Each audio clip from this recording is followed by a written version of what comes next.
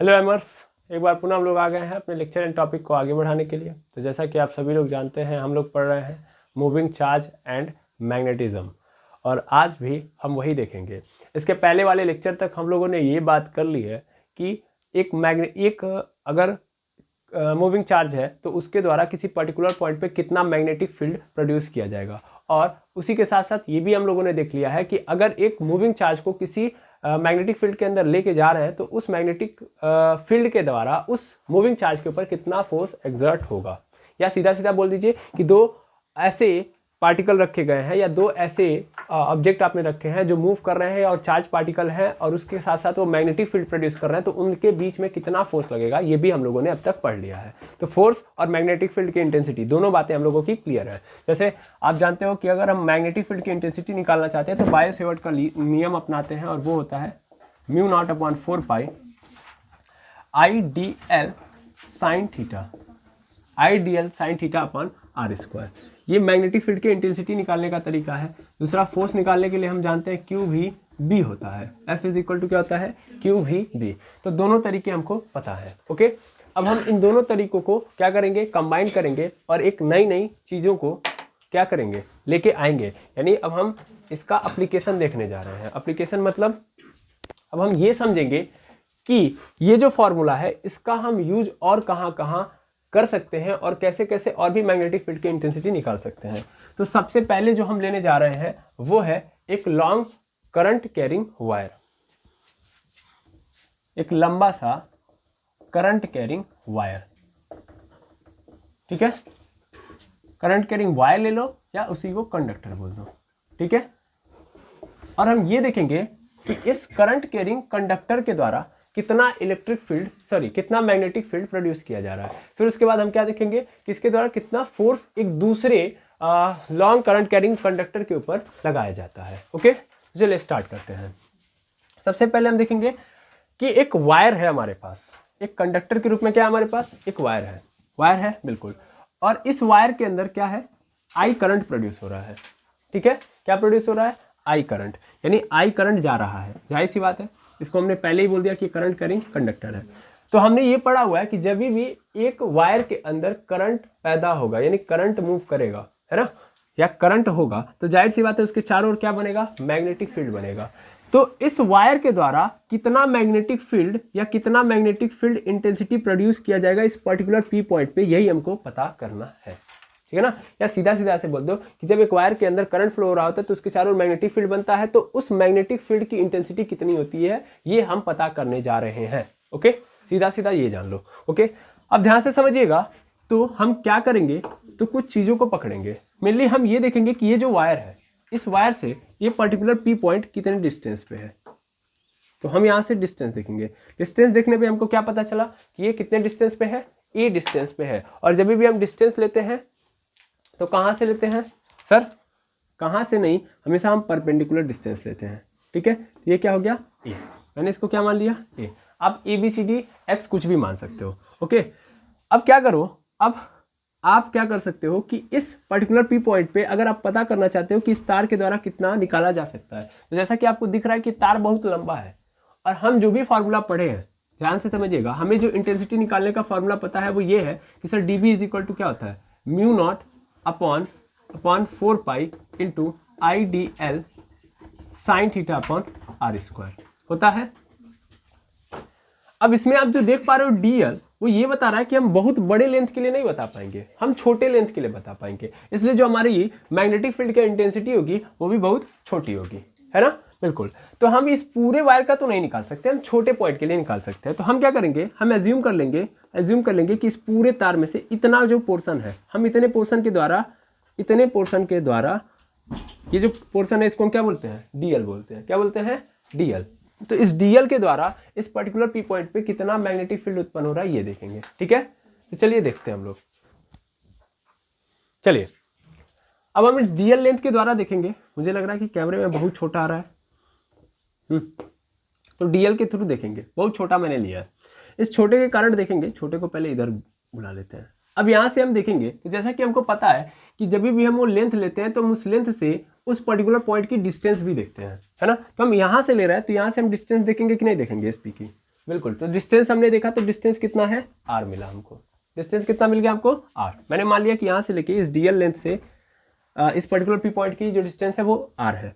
अच्छा, उसके बाद ध्यान से देखेंगे, हम ये भी देखेंगे कि जैसे कि आप देख पा रहे हो कि यहाँ पे साइन थीटा लगा है, तो साइन थीटा का मतलब क्या है सर? साइन थीटा का मतलब क्या है कि ये देखा जाता है कि जो पर्टिकुलर पॉइंट है वो इस डीएल यानी इस वायर के साथ कितना एंगल क्रिएट किया हुआ है। तो मैंने मान लिया कि वो कितना एंगल क्रिएट किया हुआ है, थीटा क्रिएट किया हुआ है। क्लियर है? तो थीटा एंगल भी मैंने लिख दिया। अब जाके ये अगर ध्यान से देखा जाए तो ये जो मैंने लाइन ड्रॉ की है ये इस पर्टिकुलर पी पॉइंट के साथ कितना एंगल क्रिएट कर रही है, तो मैं इसको क्या मान लूंगा, फाई मान लूंगा। मान लिया। अब मैं कुछ पॉइंट दे देता हूं, इसके एक इंड को मैं मान लेता हूं बी, इसके दूसरे इंड को क्या मान लेता हूं सी, और इस इंड को क्या मान लिया मैंने ए। ठीक है, तो ये इस तरीके से मैंने बना दिया, एक तो बी, एक तो सी और एक ए। अच्छा, किसी को समस्या हो तो डायरेक्ट यहाँ से ए बी सी कर सकता है। ठीक है ना, अपने हाथ में है, जो बनाओ बन जाएगा वो। ठीक है, तो ए बी सी, एक इंड इसका ए है और दूसरा इंड इसका सी है, और ये वाला पोर्शन मैंने क्या मान लिया बी, यहाँ से मैंने डिस्टेंस लिया। ठीक है, ठीक है। अब ध्यान से देखना, तो जैसा कि आपने अभी तक देखा, तो इस यहां से मैं ये लिख सकता हूं कि ये जो फॉर्मूला दिया गया वो लग सकता है, बिल्कुल सर लग सकता है। ये जो d B is equal to mu not upon 4 pi into ideal sine theta upon are square है, एक्चुअल में अब क्या हो गया, इतने के लिए लग चुका है ये, है ना भाई? इतना पोर्शन था, मतलब डीएल लेंथ था, तो डीएल लेंथ है सर। इसके अंदर कितना करंट फ्लो हो रहा है, आई करंट फ्लो हो रहा है, तो आई करंट लिख दिया। और इस वायर के द्वारा इस पर्टिकुलर पी पॉइंट के बीच में एंगल कितना क्रिएट किया जा रहा है सर, थीटा एंगल, तो साइन थीटा भी लिख दिया। ओके, और कितनी डिस्टेंस है आर, तो आर स्क्वायर भी लिख दिया। तो ये जो फॉर्मूला आपने दिखाया है वो डीएल लेंथ के कारण इस पर्टिकुलर पॉइंट पे जितना मैग्नेटिक फील्ड उत्पन्न हो रहा है वो है ये। क्लियर है? ये क्या है, ये है डीएल के द्वारा उत्पन्न magnetic field at P. P पे कितना मैग्नेटिक फील्ड उत्पन्न हुआ, इतना लिख दिया। अब चूंकि मुझे सिर्फ इतने के लिए नहीं चाहिए, मुझे पूरे के लिए चाहिए। पूरे के लिए मतलब यहां से लेके यहां तक। ठीक है, तो थोड़ा सा हमें क्या करना पड़ेगा, कुछ नई नई चीजें क्रिएट करनी पड़ेंगी। सबसे पहले हमें यह देखना पड़ेगा कि इस इंड द्वारा इस पर्टिकुलर पी पॉइंट पे कितना एंगल क्रिएट किया जा रहा है। तो ये क्रिएट किया जा रहा है, मैं मान लेता हूं फाई 1 है। कितना है, फाई 1। और दूसरे इंड द्वारा कितना क्रिएट किया जा रहा है, फाई 2। बोल सकता हूं मैं, बिल्कुल। तो मैं यहाँ पे बोल दूंगा फाई 2, यहीं पे जा रहा है फाई 2, कोई बात नहीं। तो यहाँ से लेके यहाँ तक मैं मान लूंगा फाई 2 है। भाई एक को थीटा मान लिया ना, तो थीटा 1 थीटा 2 मत मानो, यहाँ पे फाई मान लो, स्पेशल बना देगा ये। ओके, क्लियर है? ठीक है, अब मिल गया हमको। अब ये दोनों इंड मैंने क्या कर लिया, कनेक्ट कर लिया। मुझे इस डीएल को क्या करना है, ए से लेके सी तक दिखाना है। ठीक है, ये डीएल नहीं लेना है, ए से लेके सी तक लेना है। अब थोड़ा सा एक काम और करिएगा, एक काम ये करिएगा कि आप इस पॉइंट को मान लीजिए ओ, इस पॉइंट को क्या मान लीजिए ओ। तो बी से लेके ओ तक की आपको लेंथ क्या माननी होगी, एल। बी से लेके एल ओ तक की लेंथ आप क्या मान लीजिए, एल। बी से लेके ओ तक की लेंथ एल हो गई। अब देखो, कुछ चीजों को आपको यहाँ पे इनपुट करना है, सब कुछ मिल जाएगा। सबसे पहला इस थीटा को चेंज करना है। थीटा को क्या करना है, चेंज करना है, क्योंकि हमें जो दिख रहा है ये और ये इंड, ये एक्चुअल में ये दोनों इंड फाई के रूप में है ना। तो इस थीटा को हमको किस में कन्वर्ट करना होगा, फाई में। तो थीटा को कन्वर्ट कर दो फाई में। उसके अलावा और क्या करो, इस डीएल की वैल्यू फाइंड आउट कर लो, डीएल की वैल्यू फाइंड आउट कर लो। इसके साथ साथ आर की भी क्या कर लो, वैल्यू फाइंड कर लो, क्योंकि हम सिर्फ यहाँ से थोड़ी ना लेंगे। ये जो डिस्टेंस दी गई है इस छोटे से लेंथ से दी गई है, हमको तो पूरे के लेने हैं ना। तो इस आर को भी क्या करना पड़ेगा, बदलना पड़ेगा। वैसे ही हम सिर्फ छोटे को ले नहीं रहे, हमको बड़ा चाहिए, तो इसलिए हम डीएल को भी हटाएंगे और डीएल की भी वैल्यू फाइंड आउट करेंगे। थीटा को फाई में क्यों किया, क्योंकि दोनों इंड जो है वो फाई एंगल क्रिएट कर रहे हैं पी पे। समझ आ रहा है ना? तो तीनों चेंज क्यों लेके आ रहे हैं, आई को नहीं चेंज कर सकते। आई तो पूरे वायर के अंदर क्या है, सेम है, तो उसमें कोई दुविधा नहीं है। जो जो समस्या उत्पन्न कर रही थी तो उनको बदल दो। सबसे पहले हम किसको पकड़ेंगे, थीटा को। अब हम ट्राइंगल लेंगे, कौन सा triangle sir, P B O या O B P. O B P से ओ बी पी में अगर पकड़ोगे तो ध्यान से देखो, यहाँ पे तो क्या बन गया, राइट एंगल बन गया ना, परपेंडिकुलर है तो राइट एंगल बन गया। तो तीनों एंगल को अगर मैं जोड़ दूं, किसको किसको sir, theta plus 90 plus phi is equal to कितना हो जाएगा, 180 डिग्री हो जाएगा। थोड़ा सा इधर लेके आ जाते हैं, theta plus 90 plus phi is equal to 180 degree हो गया। 90 को उधर भेज दो, फाई को उधर भेज दो, तो थीटा इज इक्वल टू क्या आ गया, 90 माइनस फाई हो गया। ये हमको थीटा की वैल्यू मिल गई, इसको इक्वेशन नंबर 1। तो थीटा की वैल्यू मिल गई। अब हम डीएल को चेंज करते हैं, तो फिर अगेन हम ट्राइंगल लेंगे, ट्राइंगल ओबीपी। हमेशा यही ट्राइंगल लेके चलना है ओबीपी से। अब आप देखो ध्यान से, तो ओबीपी में मुझे क्या दिख रहा है कि अगर मैं यहाँ से देख रहा हूँ कि ये फाई एंगल है, ठीक है ना भाई। मुझे क्या चाहिए, पहले तो ये ध्यान दो, बी से लेकर पी तक की जो लेंथ है वो क्या है, ए है, ठीक है ना। मुझे क्या करना है, मुझे इस डीएल को हटाना है ना, डीएल को हटाना है, तो सबसे पहले एल को लो, ठीक है, एल लो और एल ए का रिलेशन निकालो। तो अगर मैं इस फाई से देखूं तो ये क्या हो जाएगा, परपेंडिकुलर, ये क्या हो जाएगा, बेस। तो परपेंडिकुलर बेस के बीच में रिलेशन कौन दिखाता है, टेन, तो टेन फाई हो जाएगा। और tan phi is equal to perpendicular upon base, perpendicular क्या है हमारे पास, एल है, और बेस क्या है, ए है। ध्यान से देखो तो ए को इधर भेज दूंगा तो क्या हो जाएगा मेरे पास, L is equal to a tan phi हो जाएगा। सर हमें तो डीएल की वैल्यू चाहिए थी, बिल्कुल, हम क्या कर सकते हैं यहाँ पे, डिफरेंशिएशन कर सकते हैं, डिफरेंशिएशन कर देता हूं मैं। तो डिफरेंशिएट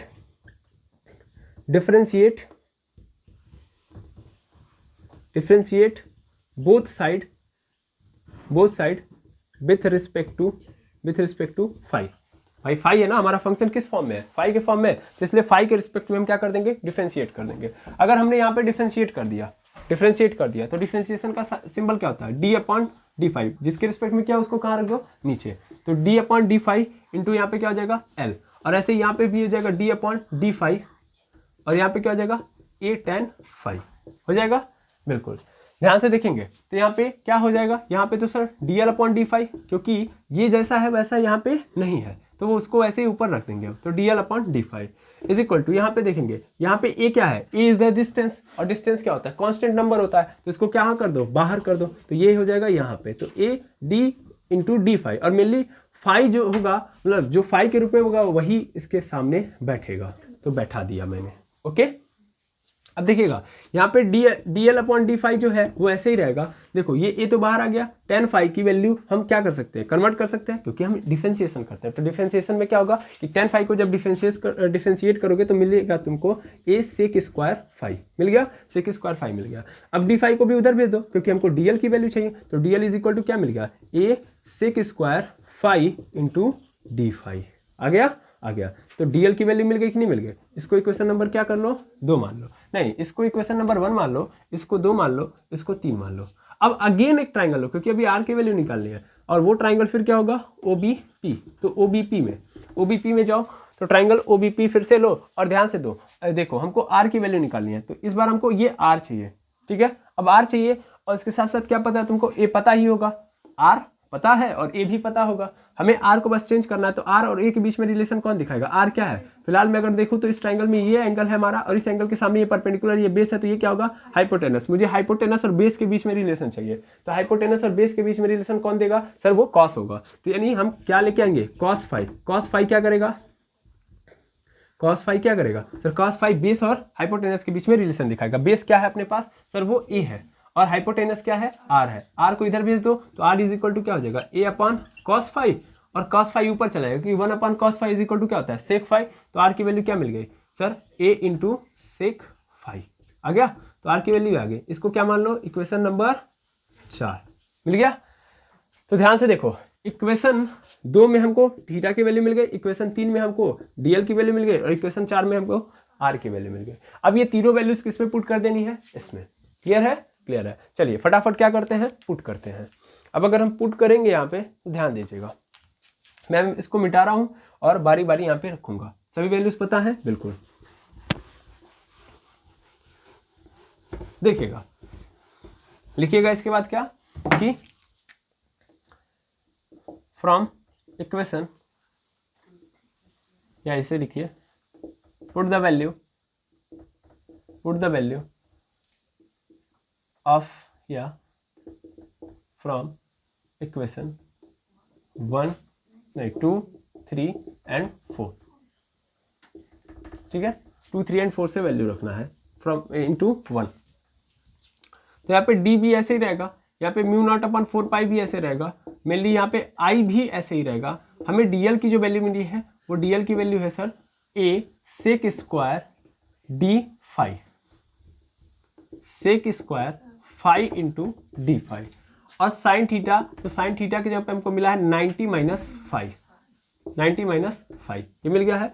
पूरे के नीचे देखो आर स्क्वायर है, तो आर स्क्वायर का मतलब क्या होगा सर, आर की वैल्यू हमको मिल गई है ए सेक 5 मिली है ना, तो ए सेक 5 मिला है, ए सेक 5 का स्क्वायर करना पड़ेगा, क्योंकि क्या है यहाँ पे आर स्क्वायर के फॉर्म में है, तो यहाँ पे हो जाएगा ए सेक 5 का स्क्वायर हो जाएगा, बिल्कुल। तो d B is equal to क्या मिल गया, mu not upon 4 pi mu not upon 4 pi. यहाँ पे क्या होगा, यहाँ पे देखो ध्यान से, यहाँ पे I into a sec square phi into D phi, और इधर क्या हो जाएगा 90 माइनस थीटा क्या होता है कॉस थीटा, तो यहाँ पे क्या हो जाएगा कॉस फाई हो जाएगा, पूरे के नीचे ए स्क्वायर सेक स्क्वायर फाई हो जाएगा, बिल्कुल ए से एक कैंसिल हो जाएगा और सेक स्क्वायर से सेक स्क्वायर कैंसिल हो जाएगा, एक ए बच जाएगा और इस एक ए को कहाँ कर लो बाहर, तो d B is equal to क्या आ गया म्यू नॉट अपॉन 4 पाई और इंटू ए आ गया, बिल्कुल। अब यहाँ पे देखो क्या होगा, यहाँ पे हमारे पास क्या बचा है सर, एक तो डी फाई बचा है, एक तो कॉस फाई, तो यानी यहाँ पे क्या हो जाएगा cos phi into D phi, और जैसा कि आप देख पा रहे हो कि कॉस फाई के बगल में क्या है डी फाई, जब भी किसी फंक्शन के बगल में उसी का इस तरीके का फॉर्म नजर आए, मतलब यहाँ पे x है तो यहाँ पे dx नजर आए, तो इसका मतलब ये साफ सिंबलाइज कर रहा है कि ये इंटीग्रेशन का क्या है साइन है, यानी ये इंटीग्रेशन करेगा, ठीक है ना, यानी x इंटू डी एक्स का मतलब यहाँ पे इंटीग्रेशन होने वाला है, ठीक है ना। अगर t इंटू डी टी दे दिया तो यहाँ पे इसका मतलब क्या है, इसका मतलब यहाँ पे t का भी इंटीग्रेशन होगा, है ना। इंटीग्रेशन मतलब क्या होता है जोड़ना, तो इंटीग्रेशन क्या एक साइड होता है, नहीं, इंटीग्रेशन होगा तो ऑलवेज दोनों साइड होगा, और कांस्टेंट हमेशा क्या रहता है कहाँ रहता है बाहर, तो इसमें कांस्टेंट को बाहर कर दो, आई भाई कांस्टेंट है, ये सब तो कांस्टेंट ही है, तो ये सब कहाँ रहेंगे बाहर, तो बस ब्रैकेट यहाँ पे लगा दो, और इधर अगर जोड़ रहे हो चीजों को तो इधर भी तो जुड़ेंगी चीजें भाई, इधर अगर बढ़ाओगे तो इधर भी बढ़ेगा, क्योंकि एलएचएस और आरएचएस दोनों बराबर है, तो आरएचएस में अगर चेंज लाओगे तो एलएचएस में भी चेंज आएगा, ठीक है ना। तो इसको इंटीग्रेट करोगे तो ये भी इंटीग्रेट होगा, यानी छोटी छोटी मैग्नेटिक फील्ड जुड़ेंगी और जुड़ के क्या बना देंगी बड़ी वाली मैग्नेटिक फील्ड, यानी इस पूरे वायर के द्वारा हमको पता चल जाएगा।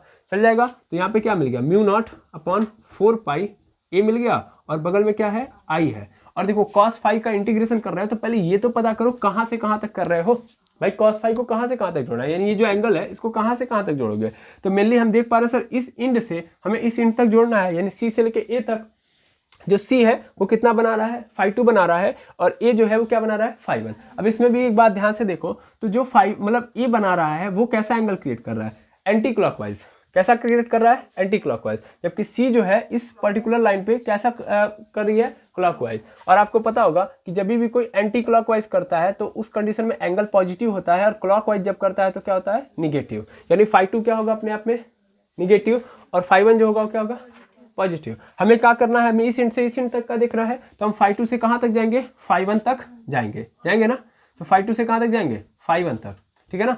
मेनली क्या होता है कि देखो अगर आप बुक के अंदर देखोगे तो इसको क्या मान लिया गया है फाई 1 मान लिया गया है, इसको क्या मान लिया गया फाई 2, अब भी यही कर लो ताकि कंफ्यूज ना हो, तो इसको फाई 1 मान लो, इसको फाई 2, अब क्या करो आप यहाँ पे फाई 1 लिख दो, यहाँ पे फाई 2, और ये भी लिख दो कि फाई 1 किस में है माइनस में, है ना। क्यों माइनस में है, क्योंकि ये कैसा है क्लॉकवाइज चल रहा है भाई, ऐसे आके आपने एंगल मेजर किया है, ओके। चलो अब फटाफट इसको क्या कर लो नोट डाउन कर लो, तो cos फाई का अगर आप इंटीग्रेशन करोगे तो क्या मिल जाएगा आपको साइन फाई मिल जाएगा, क्या मिल जाएगा साइन फाई मिल जाएगा, और ये कहाँ से कहाँ तक, तो सर माइनस फाई 1 से लेके फाई 2 तक, है ना। ये थोड़ा सा मैं अलग करना रख चाहता हूँ, हो गया। अब आपको पता है कि जब इस तरीके से आपने लिमिट लगा दी तो हमेशा जो आंसर होता है वो क्या होता है upper limit minus lower limit करने पे मिलता है ना, आंसर ऐसे डायरेक्ट नहीं मिल जाएगा, तो आप क्या करो वही लगा दो, यानी मेनली आप यहाँ पे अगर लगाओगे तो आपको मिलेगा b is equal to mu naught I upon 4 pi into a मिला, और यहाँ पे देखो यहाँ पे एक बार अपर लिमिट एक बार लोअर लिमिट, तो यहाँ पे क्या हो जाएगा साइन फाई 2, देखो अपर लिमिट को पहले डालते हैं यानी ऊपर वाले को पहले फिर नीचे वाले को, और यहाँ पे माइनस लगाते हो माइनस लोअर लिमिट, तो लोअर लिमिट मतलब साइन माइनस फाई 1 हो जाएगा, है या ना। अब ये देखो साइन माइनस सहन नहीं कर पाता है, यानी माइनस को पीछे भेज देता है, तो ये माइनस माइनस मिलकर क्या हो जाएगा प्लस, तो म्यू नॉट आई अपॉन क्या हो जाएगा 4 पाई इंटू ए हो जाएगा, और यहाँ पे क्या हो जाएगा साइन फाई 2 प्लस हो जाएगा साइन फाई 1 हो गया। अब इसको सही फॉर्मेट में लिख दो तो क्या मिल गया आपको mu naught I upon 4 pi a, और यहाँ पे क्या हो जाएगा sine phi 1 plus sine phi 2 मिल गया, ये मिल गया हमको मैग्नेटिक फील्ड की वैल्यू। आई होप समझ में आ गया होगा कि कैसे ये निकला है, क्लियर है। ये कहाँ से कहाँ तक निकाला मैंने, यहाँ से लेके यहाँ तक। अब इसने क्या किया, इसने इस पूरे वायर के द्वारा प्रोड्यूस किया गया magnetic field at the point P बता दिया, यही है, ओके। अब इस केस में आप ध्यान से ऑब्जर्व करो तो आपने जो वायर लिया है वो कैसा है सर, उसके 2 इंड है, 2 इंड होने का मतलब वो जो वायर है उसकी डेफिनेट लेंथ है, समझ आ रहा ना, यानी उसकी जो लंबाई है वो फिक्स है।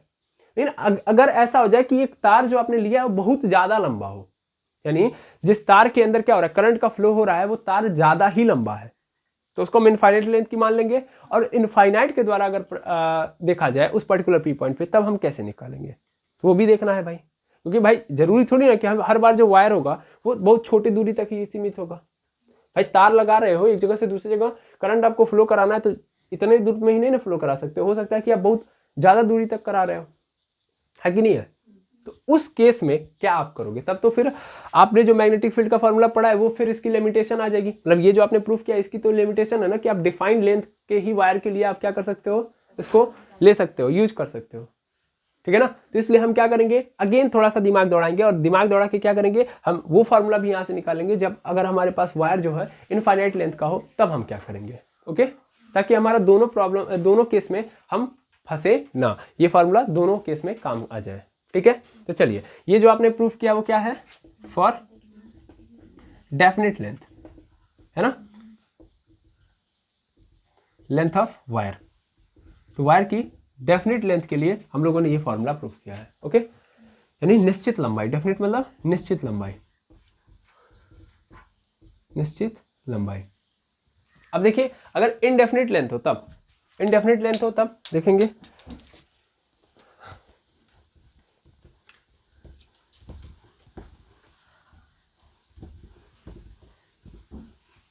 चलो इस पूरे को मिटा दो। देखो हमारे पास जो फॉर्मूला है वो ये है, mu naught I upon 4 pi a bracket में sine phi 1 plus sine phi 2 आ गया। अब ये तो डेफिनेट लेंथ के लिए है, लेकिन अगर इनडेफिनेट लेंथ हो तो इनडेफिनेट लेंथ में होगा क्या, थोड़ा ध्यान से समझो भाई। यही जो लंबाई है ये तार की, वो थोड़ी और बढ़ेगी, बहुत बढ़ जाएगी। इनडेफिनेट का मतलब ये बिल्कुल नहीं है कि आप पर्सनली आप ये पता ना कर पाए कि तार की लंबाई कितनी है। मेनली इस पॉइंट के रिस्पेक्ट में वो तार की लंबाई बड़ी हो जाए, ये कहने का अर्थ है, समझ आ रहा ना, बहुत बड़ी हो जाए तो इस पॉइंट को लगे कि यार ये तो बहुत ज्यादा दूरी तक है, मतलब पता नहीं कहां तक गया है, समझ पा रहा ना, है ना।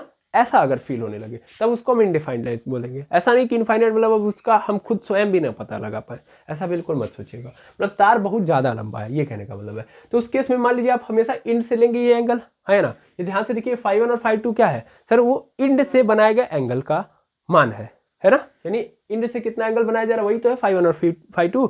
तो हम फिर से इस पॉइंट से अगर उसका इंड मिलाने जाए तो देखिए क्या होगा, एंगल बड़ा होगा कि नहीं बड़ा होगा। पहले इतना था, अब क्या होगा, यहां से लिया जाएगा यानी एंगल और बढ़ गया, यहां भी क्या होगा, थोड़ा और बढ़ गया कि नहीं बढ़ गया। ऐसे और बड़ा लेते जाऊं तब और एंगल बड़ा होते जाएगा, बड़ा होते जाएगा।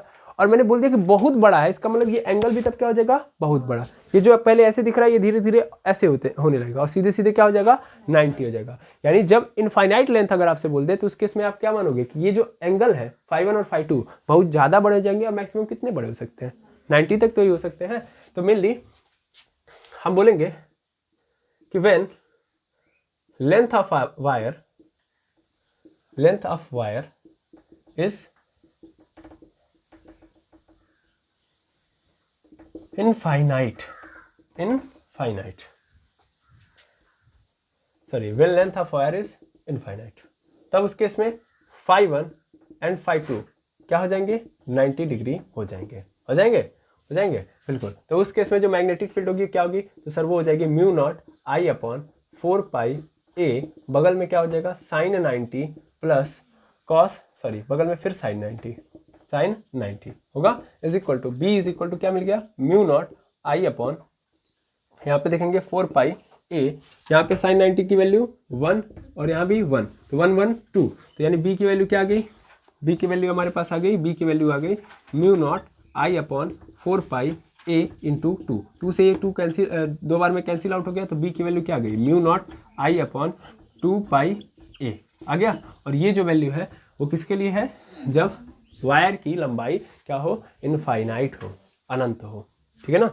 लिख लो, जब तार की लंबाई अनंत हो, ठीक है।